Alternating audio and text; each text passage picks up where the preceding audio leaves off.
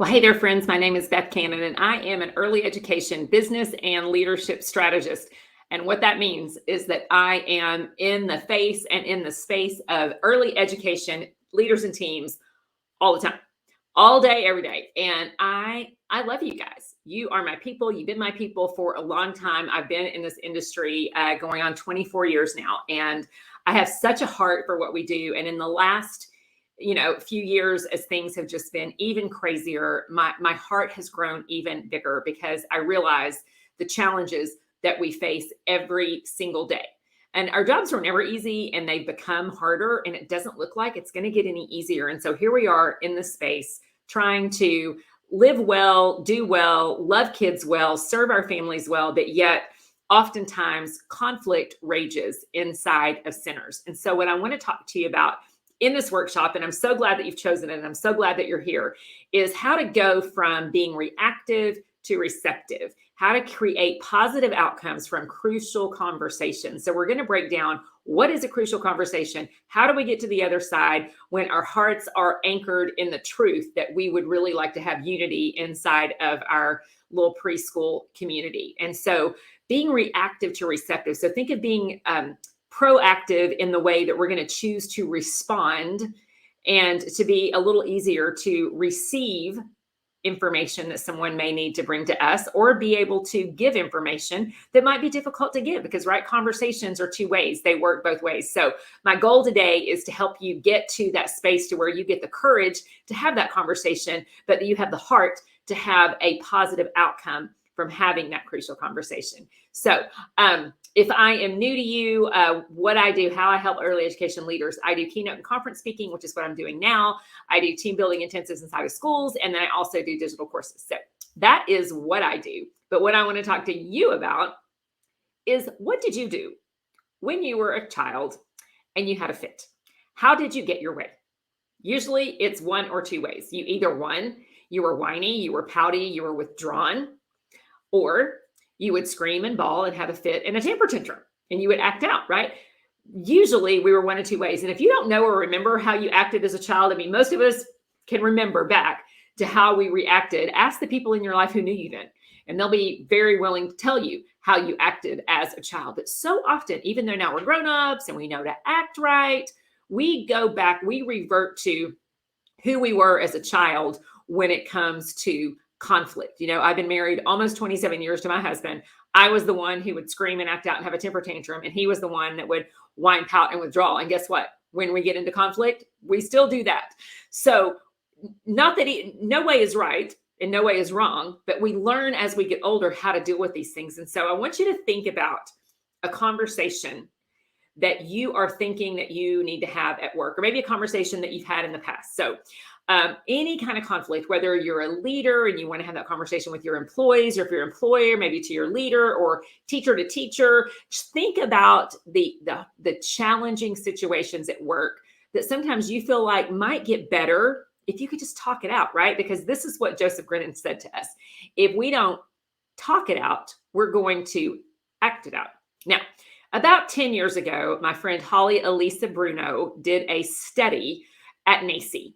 And it was a study on gossip in preschool specifically. And she surveyed 700 preschool teachers. And this is what she found, that 88% of them deal with gossip and backbiting at work. That means if there's a ladder and there are 88 of us on the ladder, only 12 people can keep their mouth shut. And I'm willing to guess that it's probably greater than that. Those other 12% just didn't want to say that they dealt with it, probably because they were the worst offenders. But so many preschools, I mean, it's the truth of it is women working with women, and not that men are immune to it, but gossip is a big issue in a lot of our centers. And so another thing that she found in that study was that lack of access to information and power causes gossip.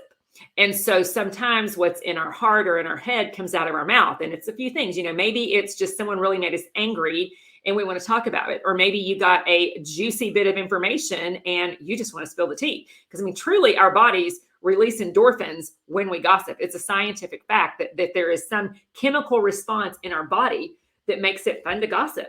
But oftentimes it's so hurtful. So when it comes to dealing with crucial conversations, if we don't talk it out, We're going to act it out. Okay, so what makes a crucial conversation? Let's take a look at it. I'm going to give you some resources at the end of this talk, but what I want you to know is that there are 3 elements of a crucial conversation.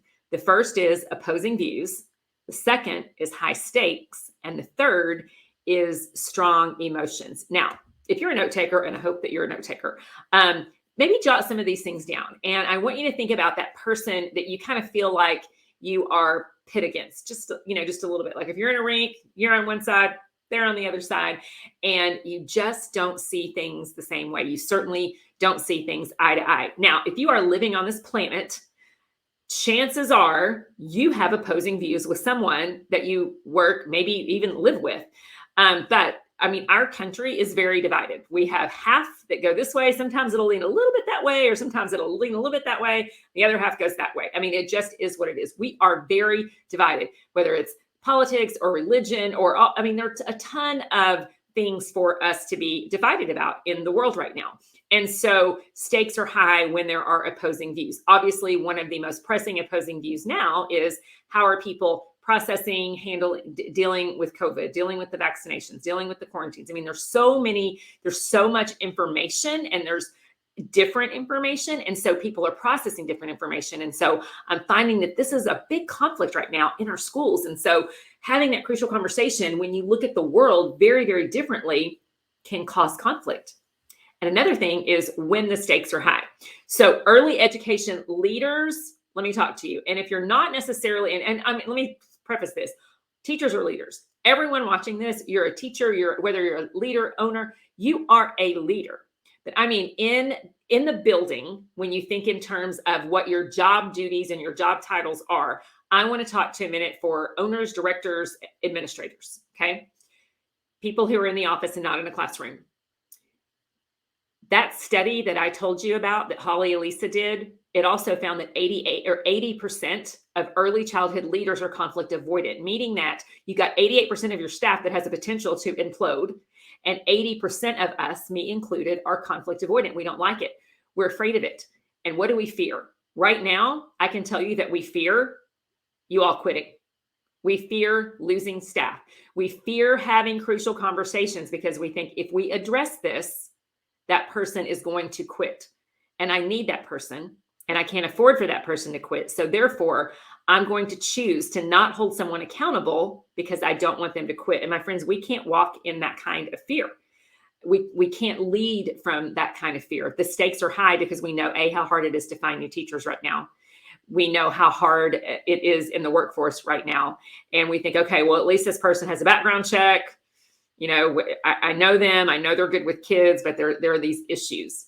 So the stakes are high because you want to stabilize your team. Not only would it be more difficult on you if this person were to quit, it would be harder on the kids, and it would be hard on the family, and likely harder on the team because other people are going to have to pick up the slack until someone can fill those shoes. And then the third element is the strong emotion. Okay, so all 3 of those elements lead up to what I would consider, what research considers a crucial conversation. Now, if you're in a church school, that's just a scripture that I'll use sometimes when I talk to church schools. If that's not your jam, you can just ignore that slide. But I want to talk to you about motives, okay?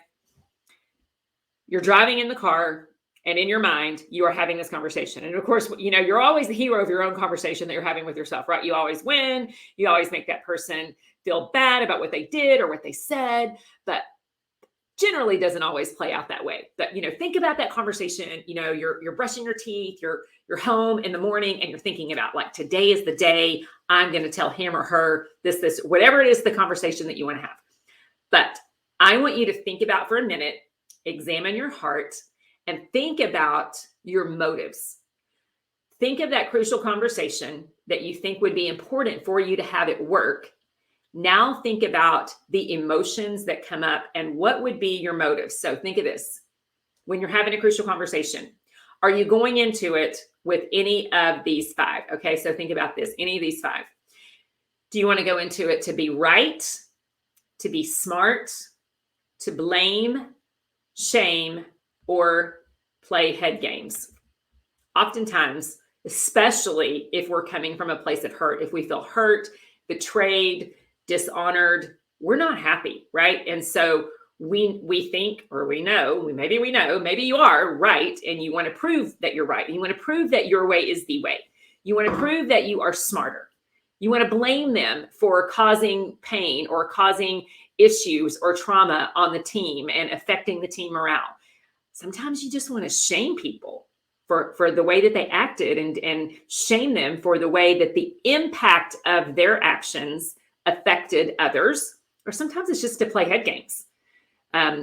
Those aren't healthy motives. But I want you to think about the healthy motives. There is a way to have crucial conversations if your motives are right. And that would be to lean in, to listen, to learn, to be safe, and to build trust. Like I said, if you're a note taker, be a note taker. Let's dial into that for a minute. Lean in. Having empathy, I think, is the most important character trait in teachers. We have to have empathy. We have to be able to put ourselves in the shoes of someone else and try to understand why they act and feel the way that they do. Okay.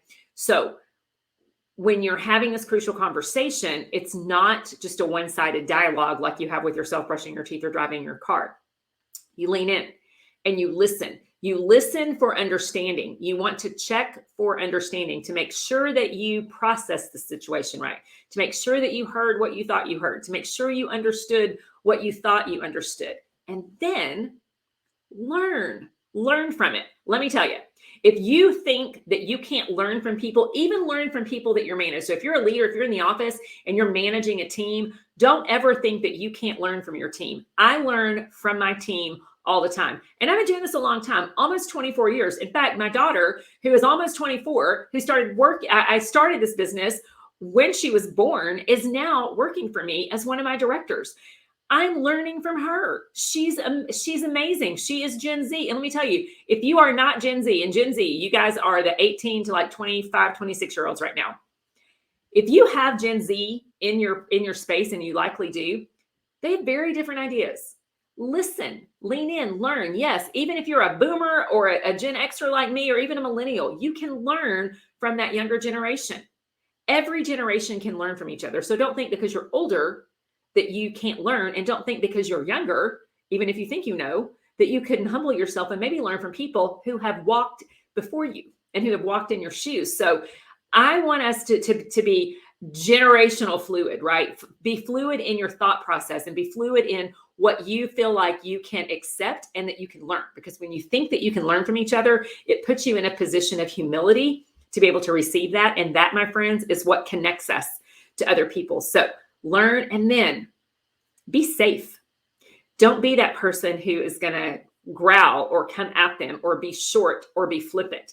Let me tell you, if you don't have the emotional space to have a crucial conversation and someone comes to you with that, it's okay to say, you know what, I do want to hear you, but right now I'm working on something. Can we make an appointment? Because I want to make sure that when I'm having this conversation with you, I can be fully present. So maybe you need to set an appointment. Maybe it's not just a, hey, off the cuff, drop by your classroom, have this conversation. It's something that you need to be prepared for. Excuse me. But if you're not prepared for it, can you choose to be that safe person, to not attack, and then to not be offended, to not get triggered, is to just be that safe person. Receive what they have to say and realize this is another human being that's coming with an opposing view, strong emotions, maybe even high stakes, and then build trust. How you build trust is by doing these things, by leaning in, by listening, by learning, by being a safe person. That is how we build trust, and it's so important. Okay, so think about this. When you are processing emotions, how do you personally process them? Are you an exploder or are you an imploder? Being self-aware of how you deal with your commotion is a very important skill in your life, not just at work, but at home. Now, if I were to ask you, who is an exploder and who is an imploder? I ask this oftentimes in live workshops, and this is what I hear. Everyone's like, oh, I'm an imploder. I don't verbal vomit. I've been taught, to be ladylike, gentlemanlike. I keep my mouth shut. I don't really say what I think. I would never verbal vomit on a coworker for sure. I would never do that. But I want you to think about your most emotionally charged relationships in life, like your parents or your spouse or your siblings or significant others, or just people who you're really, really close to in life. When something gets in your craw, when something just does not set well with you, how do you handle that? When someone really makes you angry, do you explode or do you implode? Now, neither one of them are necessarily the right way, because it's not a healthy way to process things. Exploders, you tend to blame and shame. Even if you don't yell and scream and throw a fit, you let people know how you feel. You let people know the impact that they've had on you, whether they've hurt you, and you make them feel really, really bad about it, and you make them feel ashamed about it. Okay? Then you've got your imploders. They hold that bitterness and they hold that barrier. And although they would never, ever, ever fire away at you, they hold it in. And then one day they let go. So either way is not necessarily healthy. Processing your emotions is really important before we step into these crucial conversations. So just be aware of that. Okay, so if you're a note taker, again, I want you to be a note taker, because there are 3 phases to this talk, or to the talk that you're going to have, not the talk I'm having with you, but the talk you're going to have. There's 3 phases. There's a before, during, and after. Now, each one of them has very important steps. So let's take a look at before. As I mentioned, you are going to start with your heart. You'll evaluate your emotions, prepare and pray if you're a praying person, and then you are going to cultivate that courage. So before you go, whatever it is you do to get prayed up, maybe it's you need to go take a walk. You need to go out in nature. I know a lot of people like to meditate. A lot of people like to breathe. A lot of people like to just kind of have some quiet space. Some people pray. Whatever you do to prepare your mind and your heart in a way that you know is going to get you ready, that's what you do. So you start with your heart. Is your heart in the right place?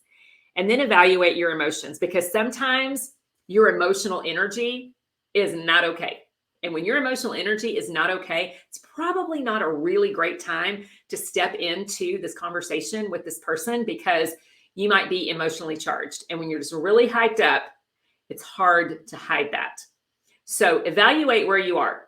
And unless it's a 911 conversation that has to happen now, and generally these crucial conversations are not, evaluate your emotions.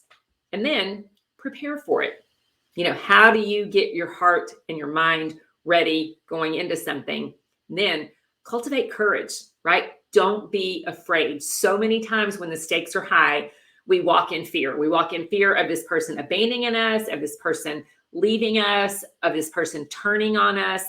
And we play out all of the negative consequence scenarios in our minds because we're afraid and we are concerned. And so sometimes it takes cultivating that courage, and maybe, get wise counsel, maybe not necessarily wise counsel within the building, but maybe you've got a friend or a confidant, maybe a counselor, a pastor, or someone who you can talk to before you have this conversation. Because if it's crucial, the stakes are high, and you want to make sure that you are discerning and that you get really wise counsel before you have this conversation. Because what you don't want to do is blow up a bridge. Remember, you want you want to go from reactive to receptive, and you want a positive outcome.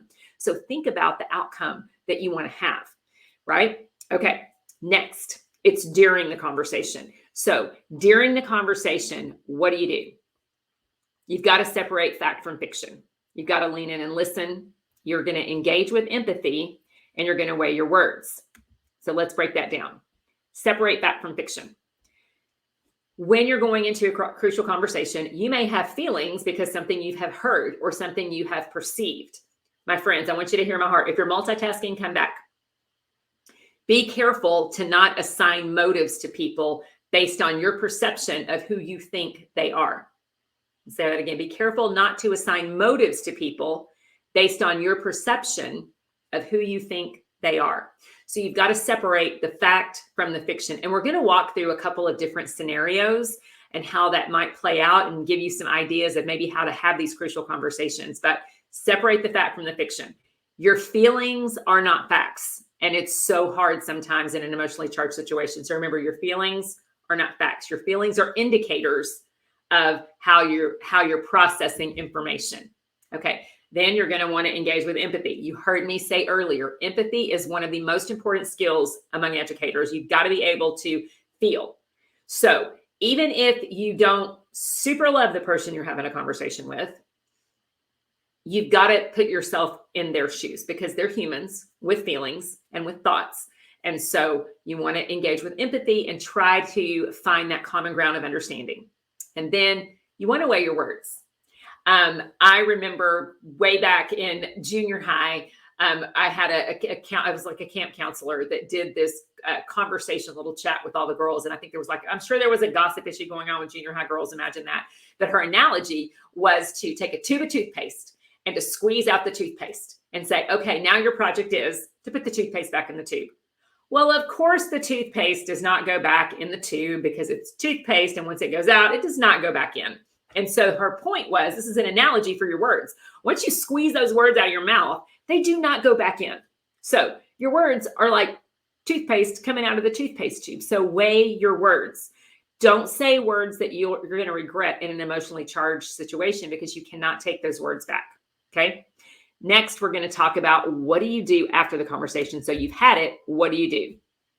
First, I want to challenge you, even before the conversation, is to surrender that outcome, to keep it confidential, to reevaluate your response, and then afterward to cultivate kindness. You know, I mentioned that I have an adult daughter. I also have an adult son. My kids are just 1.5 years apart. And as a parent of adult children, I often say, I surrender what I can't control, right? My husband and I did our very best raising our kids. We did it with intention. We raised them with the core values that we were very intentional about raising them with. Did we screw up? I'm sure 1,000,000 times. Talk to them. I'm sure they'll tell you how imperfect we were. But I do know that we did do it with intention. And so now that they're adults and they're making their own decisions, you know what that means? That means that I surrender what I can't control. They're going to make their decisions and they're going to make their choices. I have to surrender the outcome to that.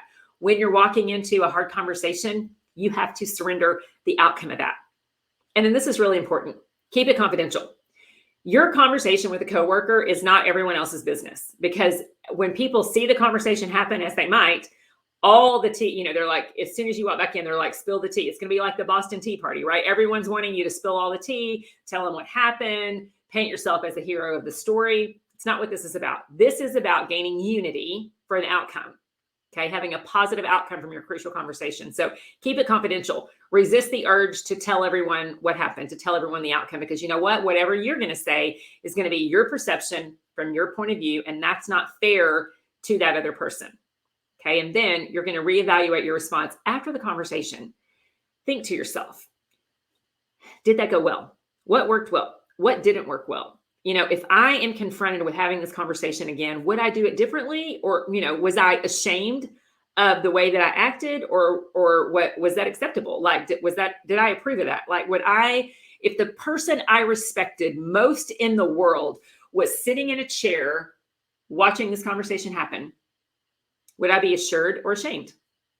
So think of that. When you're going into this conversation, imagine that person that you respect so much. Maybe it's a grandparent, maybe it's a teacher, maybe it's a mentor. Would you be proud if that person were to watch that conversation, if that person were to watch the way that you're treating someone? Okay. And then choose to cultivate kindness, however it goes, whether it goes your way, whether it goes sideways, whether it goes all the way down. Cultivate kindness. This is what I know. You will never regret being kind. Never, never, never. So cultivate kindness when it's all over. So I hope those things are helpful. I hope you made some notes on those. We are going to dive into a scenario. Now, let's take a look at this scenario. Picture it. Ashley is consistently late. Her coworker, Amy, is at a ratio and starts her day extremely stressed. Management has talked to Ashley, but is hesitant to let her go because we're already short-staffed. Amy feels she must let Ashley know how this is impacting her. Ooh, now that's a charged one. So let me paint the picture of this. I did this training live, and with a room full, we probably had 100 teachers in the room. Okay. They were from, from one big chain school. So 100 teachers are in this room, and we have this scenario, and it ended up being really, really emotionally charged because one person raised her hand, and this is what she said. It is never the business of a coworker to address the behavior of another coworker. Now, if that's where she's coming from, true. I was so thankful that the director was sitting in the room, because she piped up and she said, before I had a chance, I don't want you all bringing every single little petty issue to me. You are grown-ups. And as grown-ups, you all can handle conversations. Now, this scenario, Amy is not wanting to chastise Ashley for showing up late. It's not her job. However, grown-up to grown-up, it's okay to let people know how their behavior is impacting you. It's okay. And if your heart's in the right place and you walk through the things, are your motives healthy? If you go in to say, I'm here to blame her and shame her, or if you go in with healthy motives to lean in and listen and understand, like maybe the question is, hey, what's the barrier for you getting here on time? But it's okay to let other people know how they've impacted you when you put some of the right guardrails in place. It's not okay to just, like I said, verbal vomit and spray it out. That's not okay. So in a scenario, I would have one teacher be Ashley and one teacher be Amy. And as we walked through it, I broke it down like this. So we talked about the before, starting with the heart, evaluating your emotions, prepare and pray if that's your thing, and then cultivating courage. So I reminded them, get your heart ready. And then how do they begin? So again, if you're a note taker, be a note taker. Jot down these questions. So if you know you're going to have a crucial conversation, here are 4 questions that you can start with. And these questions are not in an accusatory manner at all. These are just simple, hey, I have something I'd like to discuss with you that I think will help us work better together. Already you say, hey, I know that this is, this is going to be hard, but it says I'm solution oriented. I want this to work out well. Okay. Or you could say, I'd like to talk to you about whatever the issue is with you first, but I want to get your point of view. So that way, you're leaning in and listening and saying, hey, I want to understand, like, I think you're supposed to be here at 8. I'm supposed to be here at 8, and the kids are all here at 8. And, then that's where you go into, well, if you're not always here, I'm at a ratio that's very, very stressful. We have to move kids around. And, if licensing were to walk in, or I can't handle, that I can't handle 18 2-year-olds by myself. Okay. Or, hey, I need your help with what just happened. Or I'd love to have your perspective on something. So these conversation starters help set the tone for a way that we can have a conversation as grown up. It's not accusatory. It's not inflammatory. It's just hey, I'd like to discuss something. I'd like to have this conversation. And then as you're getting into it, remember, you're separating fact from fiction. You're leaning in and listening, you're engaging with empathy, and you are weighing your words. You have to be mindful of what happens in the conversation. Sometimes it's like this, right? We prep for it. We go, we're brushing our teeth or driving in the car and we're ready for it. But when we get in there, we lose our daggum mind. Okay? We don't need to be losing our mind. We want to keep our mind. We want to keep our wits about us as we are in the middle of this conversation. So stay engaged in the conversation. And some tips if it's not going well. Let's talk about that. Count to 10 in your head before saying another word. My friends, this is so important. Sometimes we need to back up the truck. If this person is upset, if they're angry, if you feel like an attack is coming on, their face begins to turn red, you start to see the blood begin to come up from their neck and fill their face. Maybe it's time to just count to 10 in your head before saying another word. Also, focus on solving, not on blaming. Talk about the problem. If it's the late problem, it's okay to say the problem is if you're not here, we're out of ratio and it creates an issue. So, what is there a barrier? Is there something I can help you? Is there something that I can help you with? Because I just want you to understand how this impacts me and how it impacts the children if you're not here on time. And then say something positive and uplifting. Something, it's like, what, Miss Judy, the kids love you and I love you and I need you. I need you here at 8 o'clock because when you're not here, the kids are fussy, they're crying, when little Cole is dropped off, how much he loves you. And when you're not here and his mom or dad bring him in, he freaks out. So I love it when you're here on time. Let her know she's valued, like she's missed. You're not here to chastise her or to talk to her about a problem. You're just letting her know, hey, this impacts the kids when you're here. And then focus on the unity as an outcome. Okay. So if it's not going well, remember the outcome you want to have. And sometimes you just need to say, I'm sorry I brought it up. Maybe now's not the time. Maybe we can discuss it another time. But whether you're presenting the conversation or whether the conversation is being presented to you, I want you to remember these things. Sometimes we just need to stop and breathe and count to 10. But when everyone's heart's in the right place, we have a whole lot better opportunity for there to be a positive outcome to this crucial conversation. Okay, so then let's talk about what happens. Surrendering the outcome. When it's over, surrender the outcome. If you went into it with the right heart, you were pumped, you were prepared, you were ready to have that conversation, you have to surrender the outcome. You can't control how it's going to go. You can't control the words that come out of someone else's mouth. You can't control the words that come out of your mouth. Sometimes you can't even control the feelings that come up in your heart or the insecurities that begin to fly around in your brain, and you have these toxic spiraling thoughts going. You have to focus, and you have to choose your thoughts, and you have to surrender the outcome. Knowing that when you have crucial conversations, it might not end the way that you hope. And you have to surrender that outcome. If you went into it with the right heart, surrender the outcome. And again, I want to remind you, keep it confidential. Don't be one of those 88 people running up and down that ladder, running their mouths. Choose to keep it confidential. Because if the shoe were on the other foot, you wouldn't want somebody talking about you. And let me tell you something, and you guys know this. You learned this in junior high. If someone's going to talk to you about someone else, you know what I'm saying, right? They're talking about you to someone else. It just happens. Be that person of integrity. Be that person that can be trusted, that when someone has an issue, that you are that safe person and that you do build trust, because it's hard for us to hear hard truths about ourselves. And we all have hard truths about ourselves. So when someone comes to you, and I want you to think this, is it true? Can I absolutely know that it's true? And who would I be without that thought, right? If I didn't think that she didn't like me, or if I didn't think that she had an issue with me, then I could just go on about my day and not be obsessed about what that other person is thinking. Reevaluate your responses. What went well? What didn't go well? What could have changed? And then remember to choose to cultivate kindness, because you will never, ever, ever regret being kind. And it's really important for us to be open to feedback. Are you a person who is open to feedback? Because if you're not, I want you to allow that to sit with yourself.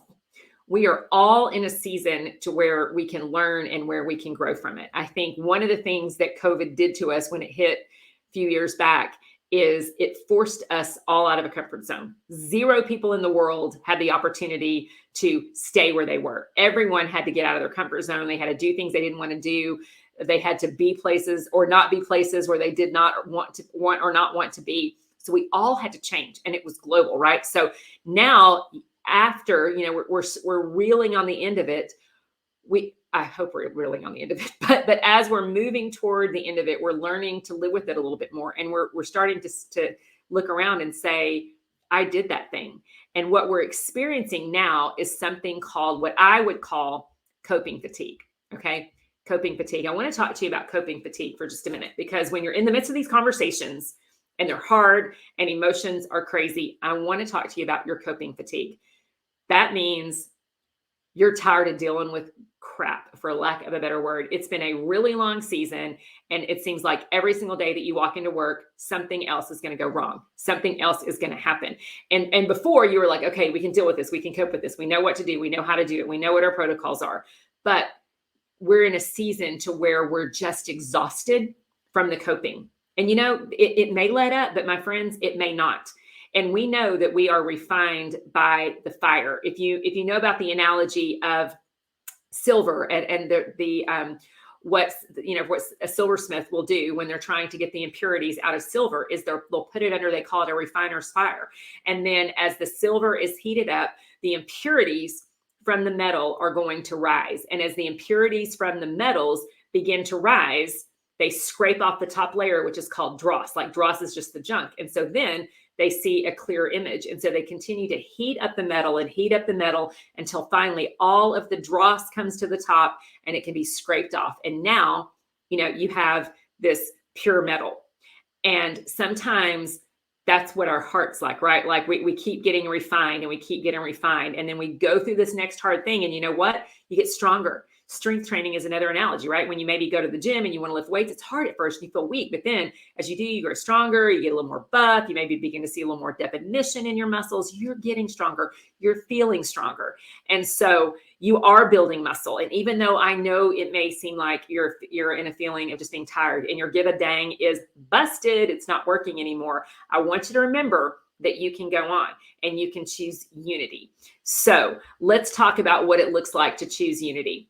You surrender what you cannot control and you release the battles that don't belong to you. Okay?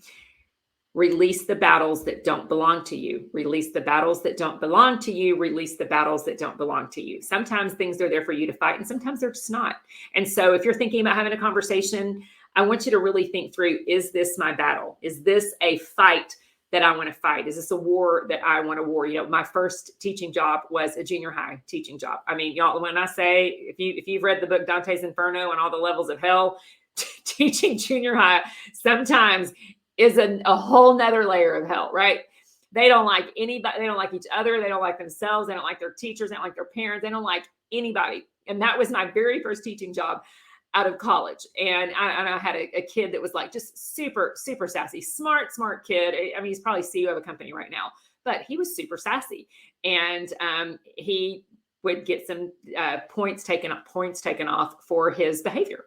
And his mom came in and she wanted me to change his behavior grade. He had gotten an unsatisfactory and she wanted him to get a satisfactory. And so we had this conversation and the principal came along because the mom wanted the principal there and wanted to know what he had done. So I gave her a list of his offenses and she's like, yeah, I'm going to need you to change that. And I'm like, well, I mean, this is the model and these were the things that he did. And this is why the points were taken off. Didn't matter. She said, well, I'm going to talk to the superintendent about that. So she left and my principal said, listen, is the kid probably going to grow up and be a jerk? Probably so, because he has no accountability for his behavior and his mom is not a nice person. But here's the deal. She goes, you don't want that battle. She goes, just change the grade. Just change the grade. It's just a behavior grade. So change it. So as a new teacher, I was like, I can't believe that. That is the principal. I can't believe you're asking me to do that. But you know what? I did, because that really wasn't the battle I wanted to fight. It really wasn't the battle that I want to fight. So although I wasn't necessarily happy with having to let go of my standards and having to let go of what the rules that were established, at the end of the day, it just wasn't a battle. So even if you're facing a battle, decide, is it your battle really that you want to face or not? Also, choose not to let the spirit of offense invade your heart and mind. We oftentimes are so easily offended. And there are people that do and say offensive things, but I think for the most part, people do have the best intentions at heart, at least early education people, at least the people who are going to work with kids, our people. I think that the majority of our people do have the best interest at heart. So even if someone says something and it offends you, choose to not be offended. Choose to let that go. Choose to surrender that and choose to forgive it. Because if you hold on to it, it's just going to affect you, right? It's just going to affect you. Also, actively pursue points of positive connection. When there's been a conflict with someone and you walk away and it just feels a little bit, we just have that kind of icky feeling. Choose to find things that you have in common. I mean, you all love kids. That's why you're there. Choose to have conversations where you can find a point of connection. Maybe you have the same birthday, or maybe you went to the same high school, or maybe you live in the same neighborhood, or maybe you had the same common issue with a parent. Now you're going to bond over another issue. But actively pursue those points of connection. And then remember this, you will never, ever, ever regret being kind. Okay. You'll never, ever, ever regret being kind. Before we go, I want to give you just a couple of more scenarios that I want you to maybe discuss at your school. Okay. So this is a really common problem. Betsy's super creative, but very messy. She starts a project with the kids, but leaves it up to Becky to clean up the kids and the space. Now, Becky's really frustrated because she's always mindful of a chaotic environment. Becky feels like she's going to explode every time the art supplies come out. So, hey, if you're Betsy, be mindful of that. If you're Becky, maybe that's something that you need to address. So a messy teacher and a clean teacher, that's often a really big source of conflict. And if that's you, if that's going on in your school, you know it. But this is a simple conversation to have. We can find a common ground with how you're going to deal with how the house is handled. And then another one that I find really common is this. Carrie just overheard Candace talking about her negatively to another teacher. Uh-oh, there is that gossip. Carrie had shared a personal struggle in confidence, and now Candace broke trust. Carrie wants to confront Candace, but she fears it will give more fuel to the fire. Carrie wants to confront it or just quit, but she loves her job so much. Okay, that's a hard one. And I would just say to Carrie really needs to think about all those things. Start with the heart. Is it worth addressing? How do you want to handle that? Maybe it's something that you can really use these exercises and work through so that you and Carrie can find a common ground. And you can go into that conversation and have the right motives. That's one that I find really and truly does happen a lot in the centers. So I want to give you, before we go, a few quick recommendations. The book that I referred to earlier is called Crucial Conversations, Tools for Talking When Stakes Are High. And then the other one is Radical Candor, How to Be a Boss Without Losing Your Humanity. That is a really, really, really great book for leaders. And so I just want to thank you all for taking the time to be here and to listen to this talk. I would love for you to come join my Facebook group. I've got one. It's a community for faith-based and NPOs. But even if you are not a faith-based or NPO, it's a great community of early education leaders. You can find me on Facebook at Beth Cannon Speaks.